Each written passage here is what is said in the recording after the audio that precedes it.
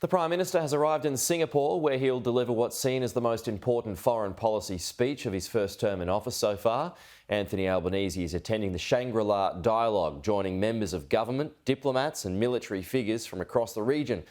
Kieran Gilbert, our Chief News anchor, has more from Singapore.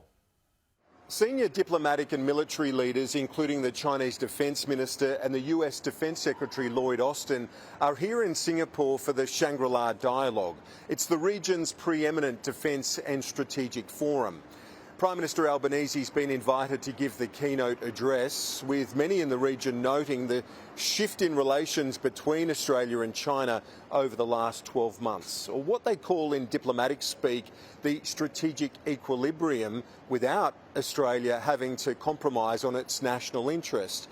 So it will be very interesting to watch how Prime Minister Albanese walks that narrow path of talking about the rising China and the aggression from China on the one hand, without jeopardising the thaw-in relations between Australia and China, those trade ties, on the other.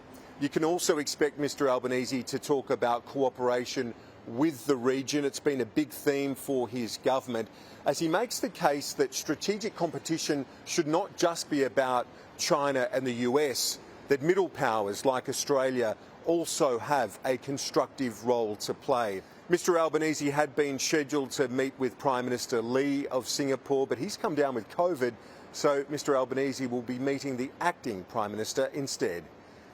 Kieran Gilbert, Sky News, Singapore.